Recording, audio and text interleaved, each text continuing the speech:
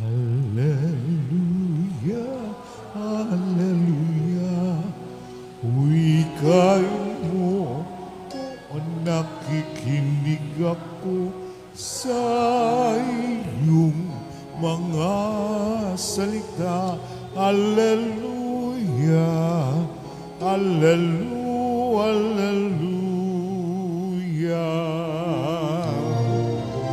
Hallelujah. Hallelujah, Hallelujah. Wikain mo, o nakikinig ako sa iyong mga salita. Hallelujah, Hallelujah, Hallelujah.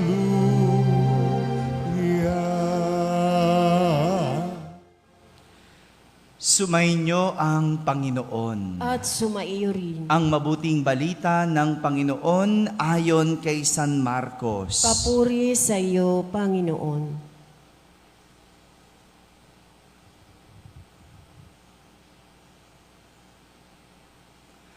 Noong panahong iyon, muling pinalapit ni Jesus ang mga tao at sinabi sa kanila, "Makinig kayong lahat at unawain ang aking sasabihin.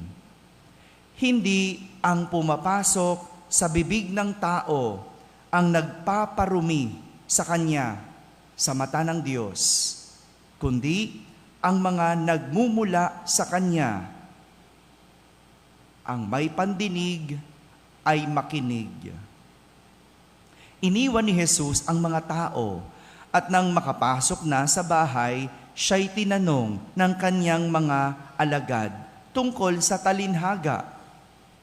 "Kayo man ba'y wala ring pangunawa?" Tugon ni Jesus. "Hindi ba ninyo alam na hindi nakapagpaparumi sa tao ang kinakain niya, sapagkat hindi naman pumapasok iyon sa kanyang puso, kundi sa tiyan, at pagkatapos ay idinudumi? Sa pagsasabi nito'y para nang ipinahayag ni Jesus na maaring kanin ang lahat ng pagkain. Nagpatuloy siya sa pagsasalita. Ang lumalabas mula sa tao ang nagpaparumi sa kanya sa mata ng Diyos, sapagkat sa loob, sa puso ng tao, nagmumula ang masasamang isipang nag-uudyok sa kanya na makiapid, magnakaw, pumatay, mangalunya, mag-imbot, at gumawa ng lahat ng kabuktutan, tulad ng pandaraya, kahalayan, pagkainggit, paninirang puri, kapalaluan, at kahangalan. Ang lahat ng ito ay nanggagaling sa puso ng tao at siyang nagpaparumi sa kanya. Mga kapatid, ang mabuting balita ng Panginoon. Pinupuri ka namin, Panginoong Hesukristo. Magsiupo ang lahat at ating pakinggan ang homilya. Isang magandang umaga po sa inyong lahat. Magandang umaga rin sa lahat ng nasa barangay na nakakapakinig ng ating banal na misa, sa lahat ng nasa tahanan nagsisimba via online, at sa lahat ng nasa abroad. Isang magandang araw po sa inyong lahat. Kasama kayo sa aming banal na pagdiriwang dito sa ating parokya. Kahapon, naalala niyo pa po ba ang Ebanghelyo? Hello, wala nang gustong tumingin sa akin, oh. Kahapon, binigyang pansin ni Jesus ang aral tungkol sa pagpapaimbabaw. Sabihin niyo nga po, pagpapaimbabaw. At ginamit niya ang halimbawa ng mga Pariseyo at Eskriba sa kanilang paglilinis ng kamay, paglilinis ng inuman, ng damit, pagkain at maging kanilang mga higaan. Di ba, narinig natin kahapon, meron silang minanang katuruan kung paano ito lilinisin. Yun yung kanilang sinusunod, yung kanilang tradisyon, yung minanang turo ng kanilang mga ninuno. Paraan ng paglilinis. Napaka-metikuloso. Alam niyo ibig sabihin ng metikuloso? Napaka-metikuloso. Kung titignan ang mga Pariseyo at Eskriba pagdating sa panlabas na kalinisan. Ngayong araw na ito, binaling naman ni Jesus ang pansin sa kung ano ang nakapagpapadumi sa tao. Kahapon, tungkol sa kalinisan. Ngayon naman, tungkol sa karumihan. Kinukumpleto na ni Jesus. At ito ay walang iba kundi sa nagmumula sa tao. Ang nagpaparumi sa tao ay ang nagmumula sa Kanya. Ang lumalabas sa Kanyang bibig at hindi pumapasok sa Kanyang bibig ang nagpaparumi sa tao. Tinuturo kasing dahilan ng karamihan na may mga pagkain na nagpaparumi sa tao. Yung mga Hudyo po, ito. Ang mga Hudyo, pinipili ang kanilang kinakain. Kayo po ba, pinipili niyong kinakain nyo? O basta nakabubusog kinakain? Hello? Minsan nga, di natin pinipili kahit bawal kakainin. Di ba? Alam mo ng diabetic ka, bawal ka sa ano? Bawal sa matamis. Pero kung kumain ng matamis, ganun-ganun na lang, di ba? Walang pili-pili. Bahala na, di ba? Pinipili ba natin kung malinis ang kinakain natin? Tusok kung tusok. Sausaw kung sausaw, di ba? Ganun eh. Ganun tayo. Hindi natin pinipili. Pero ang mga Hudyo, piling-pili. Pinipili ang kinakain dahil may mga pagkain para sa kanila na nagpaparumi sa tao. Ilan sa mga ito ay yung hayop o produkto ng hayop na hindi ngumunguya. Ganun pala, no? Tinuin mo? Sila, no? Dapat ang hayop ngumunguya. At dapat, no, hindi nila kinakain kapag yung hayop ay walang bayak ang kuko. Ano ibig sabihin nun? Medyo malalim no? Tinranslate ko sa Tagalog kasi baka hindi nyo mas lalo maintindihan. O bigyan ko na lang kayo ng example. Gaya ng baboy. Nakita nyo yung kuko ng baboy? 'Di ba? Yung walang ganon, no?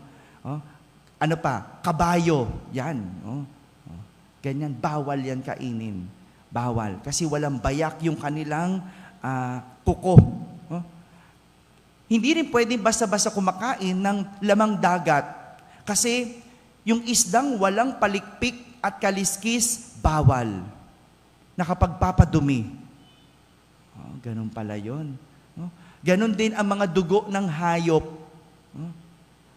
So sa lamang dagat, hindi pwedeng kainin yung mga shellfish. Alam niyo yung mga shellfish. Hindi ko na kailangan Tagalogin ha. Hirap Tagalogin ng shell. Anong example ng shellfish? Yan, halaan. Ano pa? Talaba. Ano pa? Tahong. Di ba? Alimango, bawal din. Hipon, bawal din. Ang sasarap pa naman nun, mga yun, sa kanila marumi pala yun. No? Kaya kung titignan, ang pinanggagalingan ni Jesus sa kanyang aral, malinaw na ang mahalaga sa kanya ay ang panloob na kalinisan na siyang nilalabas ng tao mula sa kanyang bibig, mula sa kanyang isip, at mula sa kanyang puso. Yung bang hipon lumalabas sa iyong ilong? Hindi, di ba? Yung bang hipon lumalabas sa iyong puso? Hindi, di ba? Kaya pwedeng kainin. Hindi yan ang magpaparumi sa iyo. Kahit pasabihin ng mga Hudyong marumi ito. Ang baboy, kabayo, kahit ano, no? Pwede nating kainin. Kung ang ating pinag-uusapan ay ang nagpaparumi sa ating katawan. Alam ko naman, di naman lahat kumakain ng kabayo. No? Pero di ba kinakain yan? Yung tapang kabayo, di ba? Pero kainin mo man yan o hindi, hindi yan na magpaparumi sa'yo. Hindi yung pinapasok mo sa iyong bibig, kundi ang lumalabas sa iyong bibig. Nung pandemic, pinagtuunan natin ng pansin ang kalinisan. Di ba? May pa-alcohol pa tayo. O tingnan mo ngayon, meron pa ba? Wala na. No? Wala na nag-alcohol. No? Sige, sunggab na lang ng sunggab. No? Wala na. Iniiwasan natin marumihan noon kasi ayaw nating magkasakit. Kasi pakiramdam natin at inisip natin at sinabi din sa atin na kapag tayo'y hindi naging malinis nung panahon ng pandemic, maaari tayong magkasakit. Hindi naman niya nawala. Nawala lang sa ating isip ngayon. No? Di ba? Parehas na turo pa rin yan. Maruming kainin mo ngayon, maruming ngayon, magkakasakit ka. Pero nawala na lang sa ating isip. Ayun nga ang masakit eh. Hindi na tayo naging conscious. Kung noon, conscious tayo, ingat tayo, metikuloso tayo. Ngayon, nawala na sa isip. Kinalimutan na. Ilan sa atin ngayon, ang nakukonsensya kapag nakapagsisinungaling? Conscious ka ba? Kapag nagsisinungaling ka? Di ba alam mo naman na hindi ka nagsasabi ng totoo, pero ba't hindi ka nag-iingat? Ilan sa atin ang pinapalo ang bibig kapag nakapagmumura. Di ba ganon? Pagka yung, ay may mali kang nasabi, gaganon ka pa. Meron pa bang ganon? Parang wala nang uso, di uso sa lugar natin yon, no?